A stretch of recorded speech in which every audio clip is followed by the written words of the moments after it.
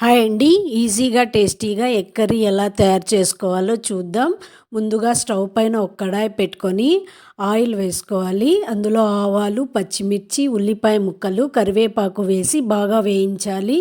ఇప్పుడు ఇందులో ఉప్పు, పసుపు వేసి బాగా వేయించుకోవాలి. ఇప్పుడు ఇందులో 4 ఎగ్స్ పగలగొట్టుకొని వేసుకోవాలండి.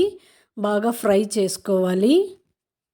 మీరు కావాలనుకుంటే టమోటా కూడా యాడ్ చేసుకోవచ్చు.